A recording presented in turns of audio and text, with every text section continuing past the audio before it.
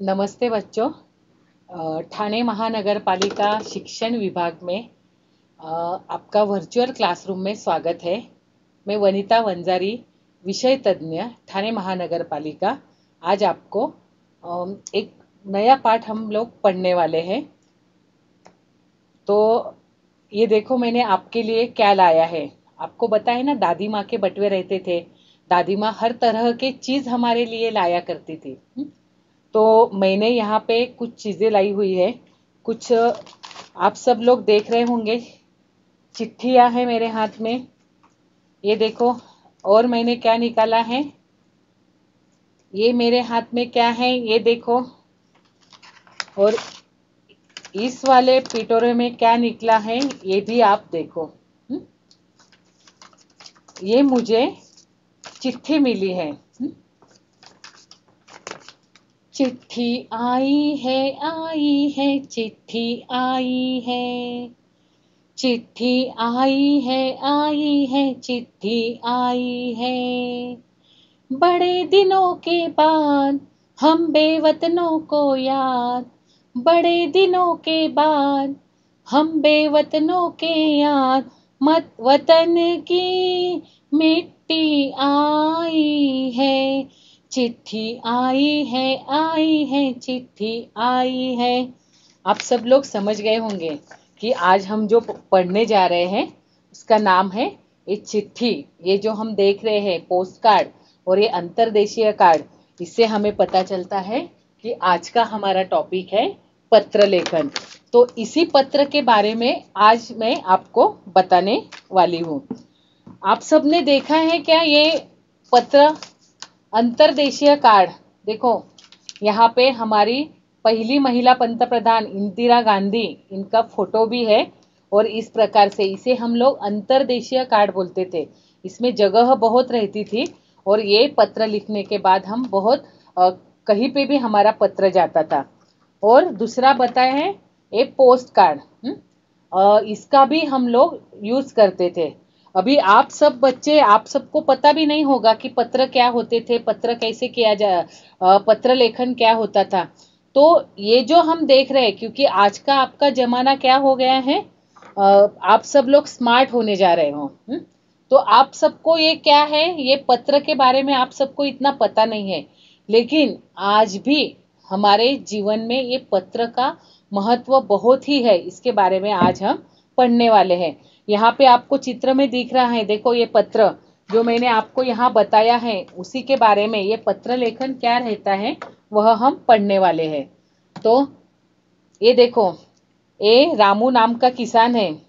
इसको बहुत दिनों के बाद अपनी बहन का खत आया है और वह खत पढ़ने लगा है। देखो, खत पढ़ रहा है अभी, देखो। और वहां उसकी लड़की आ गई और वो देख रही, पापा आप इतने खुश क्यों दिख रहे हैं, क्या कर रहे हैं? तो वो बोल रहा है, अरे मेरी बहन का खत आया है। आप सबको पता है अभी रक्षाबंधन भी आ रही है। अभी सब बहनें अपने भाई को राखी भेज रही होगी, खत भेज रही होगी। तो इस प्रकार वह भी बता रहा है कि मेरी बहन की राखी भी आई है और खत आया है जो मैं पढ़ रहा हूँ। तो इसी पत्र लेखन के बारे में हम पढ़ने वाले हैं। पत्र लेखन, पत्र लेखन यह हमारे पत्र या चिट्ठी, यह हमारे जीवन का एक अविभाज्य भाग रहता था। आपको पता है पुराने जमाने में जब शिवाजी महाराज वगैरह उस काल में भी पत्र भेजे जाते थे। कैसे? वो ताम्र पत्र पे पत्र लिख के, और वह पत्र एक जगह से दूसरे जगह तक जाने वहां भी भेजते ही थे। कुछ भी अगर किसी का अंत हो जाए, किसी की खुशी की खबर हो, तो ये सब बताने के लिए पत्र का इतना उपयोग होता था। लेकिन तब क्या होता था, एक ताम्र पत्र पे जब वह पत्र लिखा जाता था, वह पत्र लिख के ले जाने वाला जो था, वह सरदार वगैरह वो जो लिख के ले जाते थे, वह घोड़े पे सवार होके वह पत्र पहुंचाते थे। इतने, लेकिन एकदम पुराने से पुराने जमाने से चलती आ रही यह परंपरा थी। फिर बाद में देखो, आपने वो गाना भी सुना होगा, कबूतर जा जा जा, कबूतर जा। तो इसमें क्या था, कबूतर वगैरह ये जो प्राणी थे ना, प्राणी पक्षी, इनका भी हम लोग उपयोग करते थे पत्र भेजने के लिए।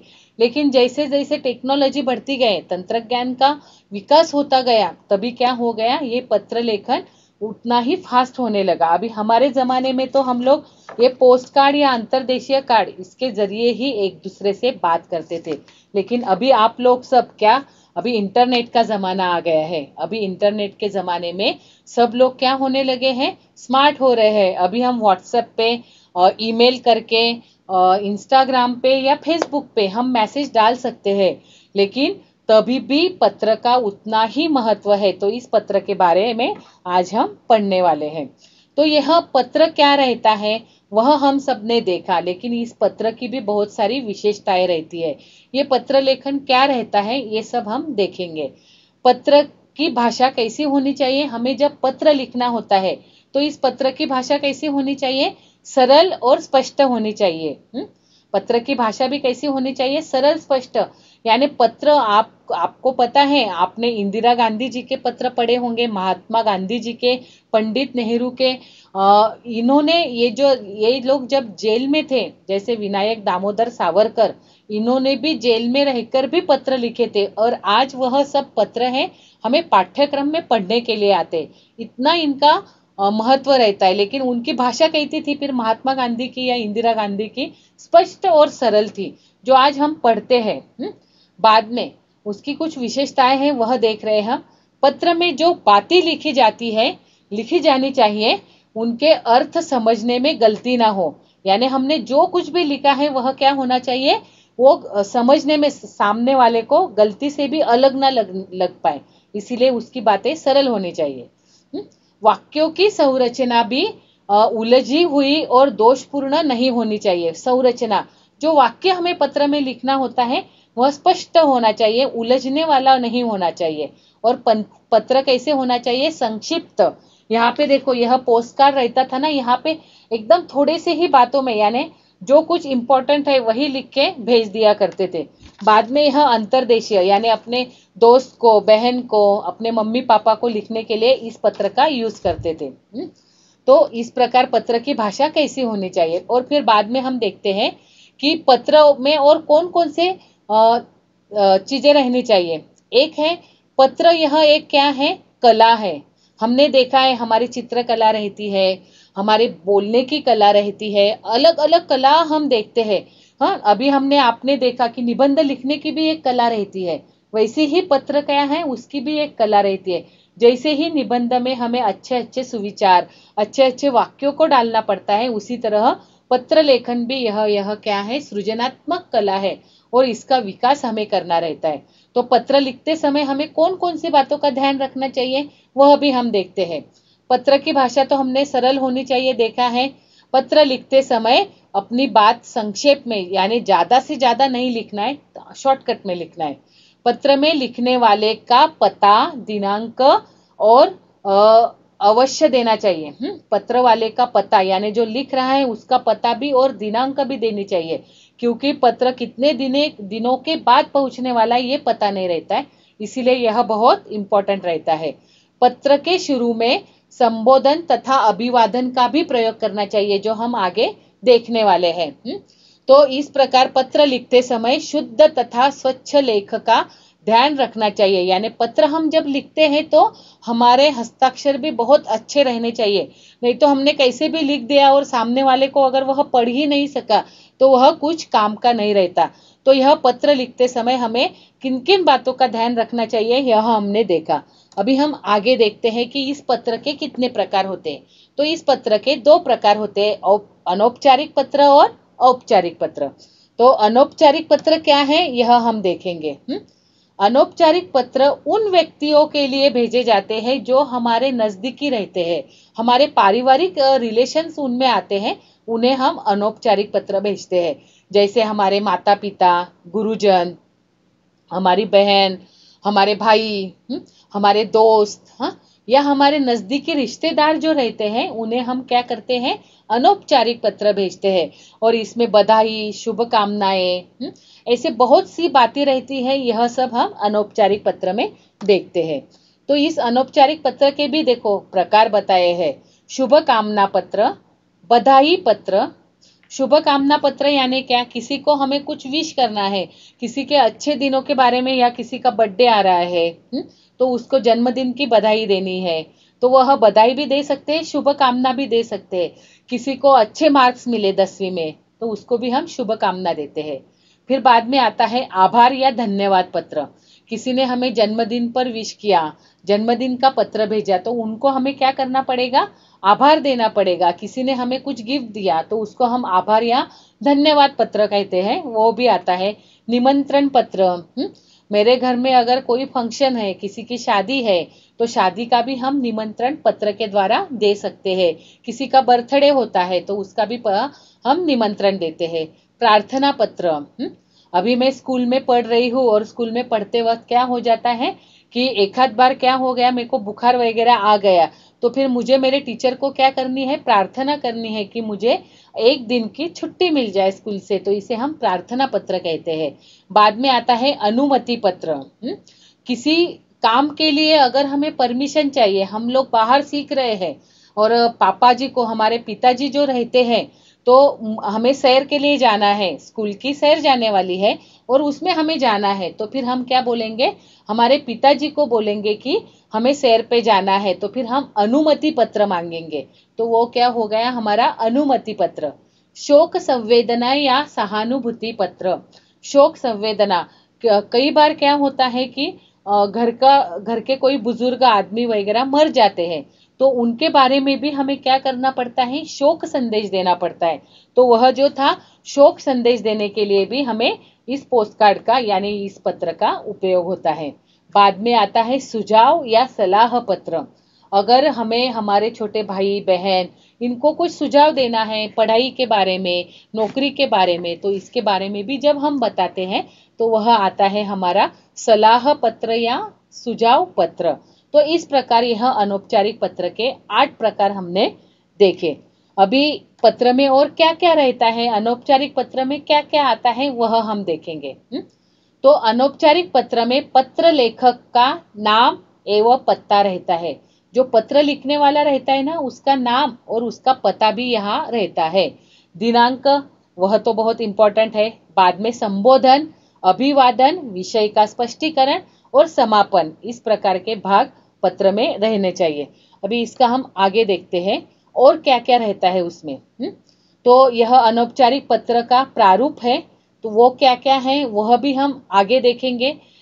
लेकिन उसके आगे हम देखते हैं पत्र का आरंभ और समापन में क्या क्या यूज करना रहता है। आरंभ में क्या रहता है, संबोध। अभी हम अपनों से अगर बड़े लोगों को, मेरे मम्मी पापा रहेंगे, नाना नानी रहेंगे, दादा दादी रहेंगे, चाचा चाची रहेंगे, या हमारे कोई टीचर्स रहेंगे, गुरु रहेंगे, बड़े भाई रहेंगे, या हमारे भाई बहन रहेंगे, तो इन सब के लिए हमें संबोध क्या यूज करना है, तो वहां रहता है संबोधन। पूजनीय, आदरणीय, पूज्य और माननीय। तो इन सब के लिए हमें क्या संबोध करना पड़ता है, पूजनीय।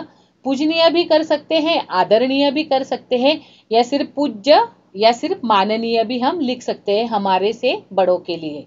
फिर बाद में आता है अभिवादन। अभिवादन, अगर पत्र हमें लिखना है तो उसका अभिवादन भी करना ही पड़ेगा। पूज्य पिताजी, सादर चरण स्पर्श या सादर प्रणाम, चरण वंदना, तो इसको क्या कहते हैं, हम अभिवादन कहते हैं। और फिर बाद में आता है लास्ट में समापन, आपका, आपकी आज्ञाकारी। हम लिखते हैं ना कि हाँ आपकी आज्ञाकारी, यानी आपका, आपकी आज्ञाकारी, यह क्या हो गया, समापन। यह पत्र लिखते समय लास्ट में हमें यूज करना रहता है। फिर बाद में आता है अपनों से छोटे के लिए, यानी हमारे फ्रेंड्स रहते हैं, मित्र, हाँ, और या अगर हमारे छोटे भाई बहन रहते हैं, उनको हमें किस प्रकार संबोध करना रहता है, तभी हम करते हैं प्रिय मित्र, प्रिय चिरंजीव, ऐसे बोलते हैं। बाद में उनको अभिवादन क्या करेंगे, प्रिय मित्र, संस्कार, सस्नेह, शुभाशीष, शुभाशीर्वाद, इस प्रकार हम उन्हें क्या करते हैं, अभिवादन करते हैं। और समापन में तुम्हारा शुभचिंतक, तुम्हारी हितैषी या तुम्हारी बहन, इस प्रकार हम लिखते हैं समापन में। बाद में है अपने समवयीन अथवा सहकारी को, प्रिय मित्र, प्रिय सहेली, सादर नमस्ते, सप्रेम नमस्कार, तुम्हारी, तुम्हारा मित्र, तुम्हारी शुभकांक्षी, इस प्रकार हम क्या करते हैं, वह समापन करते हैं। तो यह हमने देखा अनौपचारिक पत्र में। हाँ, अभी हम देख रहे हैं अनौपचारिक पत्र कैसे एक्चुअल में कैसे लिखा जाता है, उसके बारे में हम देख रहे हैं। तो अनौपचारिक पत्र का जो प्रारूप रहता है मैं वह आपको बता देती हूँ। अनौपचारिक पत्र में कौन कौन सी बातें आनी चाहिए और फिर यह जो पत्र लिखा है उसके बारे में हम पढ़ेंगे। तो यहाँ पहले कभी भी पत्र लिखते समय हमें दाईं ओर से शुरुआत करनी रहती है। तो यहाँ पे देख रहे हैं आप, पहले क्या आएगा, पत्र लेखक का पता। अगर मैं पत्र लिख रही हूं तो यहाँ पे क्या आने वाला है, मेरा पता आने वाला है, पत्र लेखक का पता। बाद में वहां पे आने वाला है, सेकंड पॉइंट आएगा आपका, मैंने आपको सामने पत्र भी दिखाया है और यहाँ पे मैं आपको प्रारूप भी बता रही हूँ। हाँ, पत्र लेखक का पता, फिर दिनांक, फिर हमें जो कुछ भी संबोधन देना है। अभी हमने देखा हम अनौपचारिक पत्र की बात कर रहे हैं, तो फिर हमें क्या देना पड़ेगा, यहाँ पे संबोधन देना पड़ेगा। फिर बाद में अभिवादन, पूज्य पिताजी, सादर प्रणाम, या फिर जो भी है वह उस प्रकार, प्रिय आनंद सप्रेम नमस्ते यहाँ पे लिखा है। और फिर इसमें पांचवा आपका पॉइंट आता है विषय, अभिवादन, विषय, विषय, विषय का स्पष्टीकरण।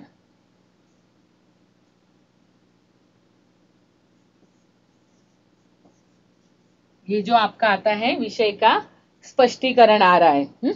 तो वह होने के बाद हमारा 6 पॉइंट रहता है लास्ट वाला, स्वनिर्देश। समापन करते हैं ना हम, तभी हमारा आता है स्वनिर्देश। और फिर उसके बाद में आता है पत्र लेखक का नाम, स्वनिर्देश, आपका, आपका, आपकी, या आप, तुम्हारा मित्र, तुम्हारी सहेली, वह आने के बाद यहाँ पे आता है जो पत्र लिखने वाला रहता है उसका नाम। तो इस प्रकार हमें पत्र का ढांचा हमने बनाया है। और यहाँ पे मैंने एक पत्र आपको बताने के लिए भी दिया है, अपने मित्र को पत्र लिखकर जन्मदिन पर बधाई हमें देनी है। तो पहले एड्रेस दिया है देवेंद्र का, फिर उसने आनंद को पत्र लिखा है, प्रिय आनंद, सप्रेम नमस्ते, सर्वप्रथम जन्मदिन की के अवसर पर तुम्हें मेरी ओर से बहुत ढेर सारी शुभकामनाएं। मेरी ईश्वर से यही प्रार्थना रहेगी कि जीवन में वह सब तुम प्राप्त करो जिसकी तुम्हें कामना हो। तुम्हारी माता पिता को मेरा सादर प्रणाम और छोटी लता को ढेर सारा प्यार। पुनः एक बार तुम्हें जन्मदिन की हार्दिक शुभकामनाएं, तुम्हारी पत्र के प्रतीक्षा में, देवेंद्र। देखो कितना सिंपल है। इस प्रकार हमें क्या करना है, अनौपचारिक पत्र का लेखन हमें करना होता है। अभी हम आगे देखते हैं। ये बहुत इंपॉर्टेंट है क्योंकि अभी 8वीं 9वीं 10वीं में आपको औपचारिक पत्र के बारे में ही ज्यादा से ज्यादा पूछा जाता है। कई बार औपचारिक पत्र के ही उदाहरण आते कि वो फॉर्मेट दिया हुआ रहता है और उसके आधार पर आपको औपचारिक पत्र लिखना होता है।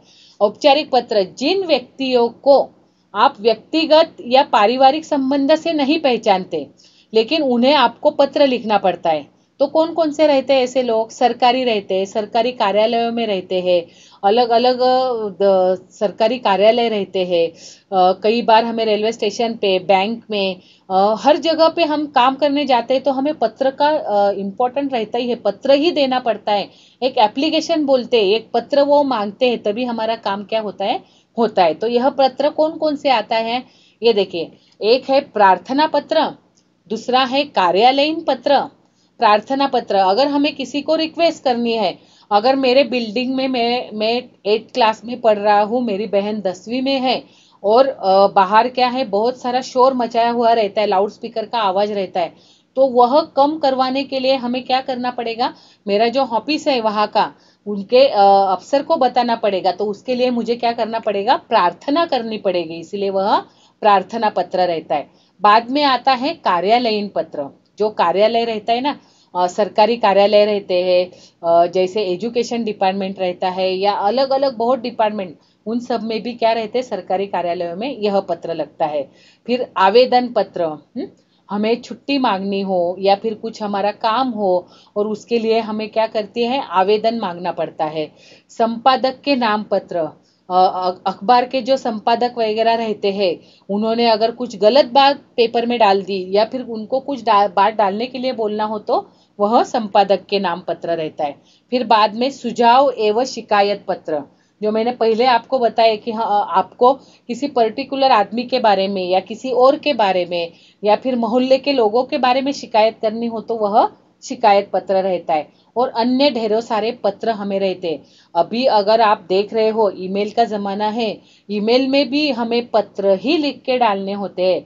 आज आपने देखा होगा कोविड परिस्थिति में 1-1.5 साल से सब बंद था, सब वर्क फ्रॉम होम कर रहे थे, तभी ज्यादा से ज्यादा जो काम हमारे कार्यालयों के हो रहे थे वह सब इस पत्र के हिसाब से ही हो रहे थे। तो इसीलिए यह पत्र हमारे जीवन का एक महत्वपूर्ण भाग रहता है। बाद में इस औपचारिक पत्र के कौन कौन से प्रकार हैं वहां देखे हमने, तो उसमें यहाँ पे दिए हैं कौन कौन से में कौन कौन से आते हैं। देखो, प्रार्थना में शिकायत, सुधार, आवेदन, कार्यालय में सरकारी पत्र, व्यावसायिक में दुकानदार, प्रकाशक, व्यापारी, इनको हम लोग ये पत्र डालते रहते हैं। तो अभी इस पत्र के प्रकार में देखो क्या क्या रहता है प्रकार। हाँ, व्यावसायिक और आवेदन पत्र में संबंध कौन कौन रहेगा, पुस्तक विक्रेता रहेंगे, व्यापारी रहेंगे, बैंक मैनेजर रहेंगे। और आवेदन में प्रधानाचार्य, हमारे स्कूल के जो रहते हैं प्रधानाचार्य या कोई अन्य अधिकारी, उनको कैसे बोलना है आरंभ करते वक्त, मान्यवर, माननीय, महोदय। और समापन में क्या करना है, भवदीय निवेद। यहाँ पे क्या करना है, आरंभ में श्रीमान जी, महोदय, आदरणीय। और यहाँ पे समापन क्या करना है हमें, विनीत, आपका आज्ञाकारी। तो इस प्रकार हमने ये पत्र देखे। बाद में देखते हैं पत्र में कौन कौन सी चीजें इंपॉर्टेंट रहती है। देखो, पत्र लिखते वक्त अगर आपको कौन लिख रहा है, किसे लिख रहा है, कहाँ से लिख रहा है, कहाँ लिख रहा है और क्यों लिख रहा है, इन बातों का अगर आपको पता चल गया तो आपको पत्र लिखना बहुत आसान हो जाएगा। तो कौन लिख रहा है, कौन यानी मैं आपको पत्र लिख रही हूँ, यानी लिखने वाला जो प्रेषक है वह कौन हो गया, किसे, जिसे मुझे डालना है, मुझे मेरी बहन को पत्र लिखना है। तो फिर पाने वाला, यानी मेरी बहन क्या हो गई, पाने वाली हो गई। जिसे लिखा जाता है वह किस में आता है। फिर कहाँ से, यानी मैं यहाँ से लिख रही हूँ तो मेरा ठाणे का यहाँ से पता आ जाएगा। कहाँ, जहां मेरे को पत्र भेजना है, भेजने वाले का पता आ जाएगा। क्यों, क्यों में सबसे इंपॉर्टेंट है, क्यों भेजना है। बधाई देनी होगी तो अलग बात है, जन्मदिन की शुभकामनाएं देनी है तो अलग बात है। तो विषय भी इतना ही इंपॉर्टेंट रहता है। बाद में देखते हैं औपचारिक पत्र का प्रारूप। अभी हमने यहाँ पे देखा आपका अनौपचारिक पत्र का प्रारूप, तो उसी प्रकार आपका औपचारिक पत्र का भी क्या रहता है, प्रारूप रहता है। तो औपचारिक पत्र में क्या क्या आता है, प्रेषक का पता, प्रेषक का पता आता है। फिर बाद में क्या आता है, तिथि यानी दिनांक आती है,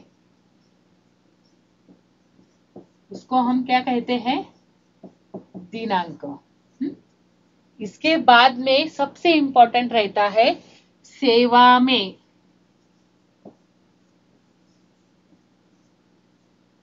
सेवा में डालने के बाद यहाँ पे आपको महोदय, महोदया, मान्यवर, जो भी आपको डालना है वह डालना रहता है।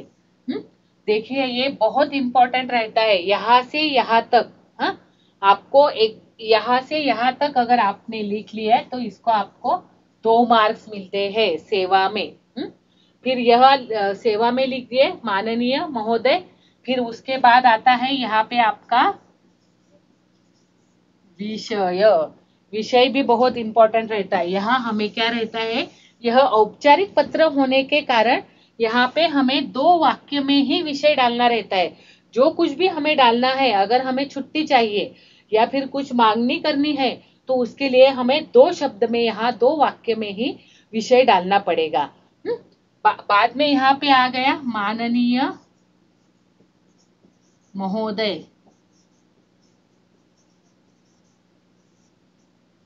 माननीय महोदय लिख लिया हमने। और फिर उसके बाद में माननीय महोदय लिखने के बाद में विषय विवेचन, जो कुछ भी हमें देना है उसका संक्षिप्त में हमें यहाँ पे ड्राफ्टिंग विषय डालना है, किस बारे में आपका पत्र है उसका।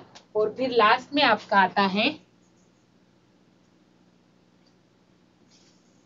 धन्यवाद।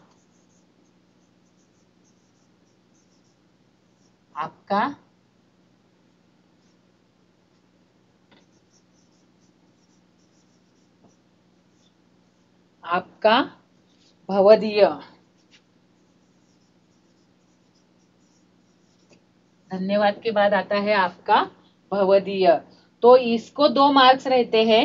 यहाँ से विषय से लेके सेवा में से लेके विषय तक आपको 2 मार्क्स रहते हैं, और लास्ट का जो रहता है उसको आपको 1 मार्क्स रहता है। इस प्रकार आपका जो रहता है हिंदी का पत्र लेखन, यह आपको 5 मार्क्स के लिए पूछा जाता है। अगर आपने इस तरह से अच्छे से लिखा, और पत्र लिखते समय एक ध्यान दीजिए, दाएं ओर ही हमें पत्र लिखना है, और पत्र लिखने के बाद हमें दाई ओर से समास छोड़ना रहता है। अभी एक नया चेंज हो गया है 2 साल से हमारे पत्र लेखन में, कि तिथि दिनांक, यहाँ पे फुल एड्रेस मुझे पत्र लिखना है, मैंने मेरा पता लिख दिया, दिनांक लिख दी, और इसके बाद में हमें एक चीज ऐड करनी है।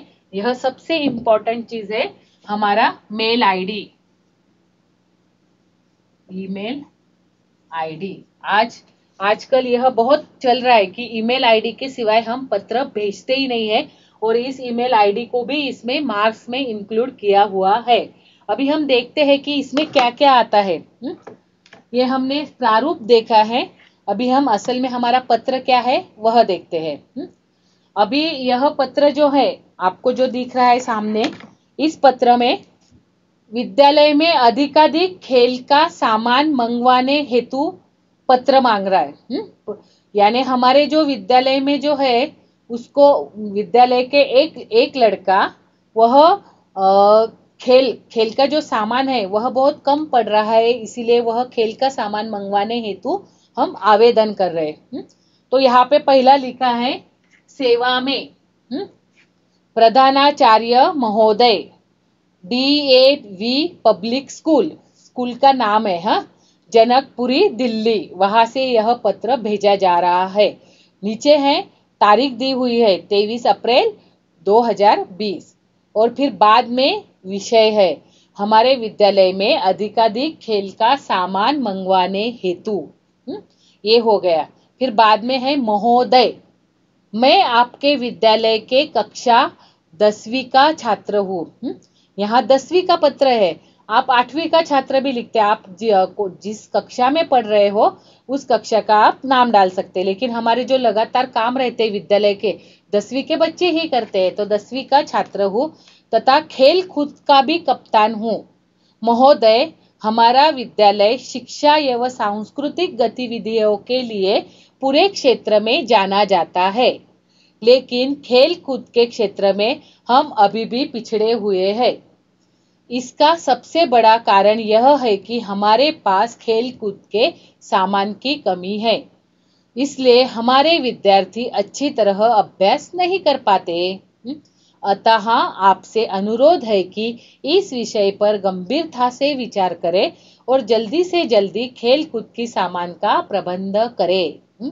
इसके लिए हम सभी विद्यार्थी आपके सदा आभारी रहेंगे। धन्यवाद। आपका आज्ञाकारी छात्र रमेश कुमार, कक्षा 10वीं, अनुक्रमांक 12, और नीचे है खेल कूद का कप्तान। इस तरह आपको क्या करना है, आपका पत्र लिखना है। इस पत्र में हमें सिर्फ एक बात ऐड करनी रह गई थी, हमारा ईमेल आईडी डालना था, वह हमें डालना रहता है। तो ये जो पत्र है देखो, उनको क्या है, जो है रमेश, उसको क्या है, खेल कूद का कप्तान है वो, और उसको क्या चाहिए, खेल कूद के लिए उनके यहाँ सामानों की कमी है, इसीलिए वह अपने प्रधानाचार्य को क्या कर रहा है, एक पत्र लिख रहा है कि जिसके कारण उनके स्कूल में ज्यादा से ज्यादा खेल कूद का सामान आ जाए। तो इस प्रकार पत्र हमें लिखना होता है। अभी और अगला देखेंगे हम। दूसरा पत्र है, बिजली के संकट को दूर करने के लिए लेख छपवाने हेतु। तो बिजली का जो संकट हमेशा आता है तो उसको दूर करने के लिए हमें क्या करना है, वह लेख छपवाना है, यानी साप्ताहिक जो पेपर लिखते हैं उनको यह पत्र हमें देना है। तो इस प्रकार यह पत्र हमें बताया गया है। तो यह भी पत्र आप देख लीजिए कि बिजली के संकट को दूर करवाने के लिए किस प्रकार किया है। बाकी सब तो सेम है, लेकिन यहाँ लिखते वक्त क्या लिखा है, मैं आपके लोकप्रिय समाचार पत्र का नियमित पाठक एवं ग्राहक हूँ। तो इस बारे में वहां देखो, आप पत्र पढ़िए और पत्र में क्या लिखा है, मुझे आपके पत्र का जनता के लिए स्तंभ अच्छा लगता है, यानी आपके पत्र में जो जनता के लिए जो है उसका स्तंभ मुझे अच्छा लगता है। मैं उसमें एक लेख छपवाना चाहता हूँ। लेख इस प्रकार का है कि हमारे क्षेत्र नवीन शाहदरा में कल कारखाने अधिक संख्या में है, इसलिए बिजली की खपत अधिक होती है। कारखाने ज्यादा है इसलिए बिजली ज्यादा जाती है, जिससे घरों को बिजली नहीं मिल पाती है। अच्छी गर्मी का मौसम है और बच्चों की परीक्षाएं भी पास आ रही है। इस तरह हमें काफी परेशानियों का सामना करना पड़ रहा है। अतः आपसे अनुरोध है कि मेरा जो यह प्रॉब्लम है वह आप आपके समाचार पत्र में छपवा के लाए, इसलिए मैं इसके लिए हम आपके सदा आभारी रहेंगे। धन्यवाद। भवदीय रमेश कुमार। इस प्रकार यह पत्र है। तो इस प्रकार भी हमने यह पत्र देखा। अभी इसके बाद हम देखते हैं ये। तो ये एक पत्र मैंने बताया है कि किस प्रकार आपको उसके काउंटिंग किए गए होंगे। जो देखो, दिनांक से लेके विषय तक को आपको 2 मार्क्स है, फिर महोदय से लेके धन्यवाद तक को आपको 2 मार्क्स है, नीचे भवदीय से लेके नीचे जिसको भेजा है उसका पता, इनको आपको 1 मार्क्स है। तो इस प्रकार अगर आपका पत्र हो जाता है तो आपको 5 के 5 मार्क्स अच्छी तरह से मिलते हैं। बाद में है लास्ट वाला, ये मैंने आपको होमवर्क दिया है। कोई साप्ताहिक पत्रिका अनियमित रूप में प्राप्त होने के विरोध में आपको शिकायत करने के लिए पत्र लिखना है। तो यह हमें पाठ्यक्रम में आया हुआ यह एक औपचारिक पत्र है। यह आपको आपके किताब में लिखना है और आपके टीचर को उसका फोटोकॉपी देके भेजना है। धन्यवाद।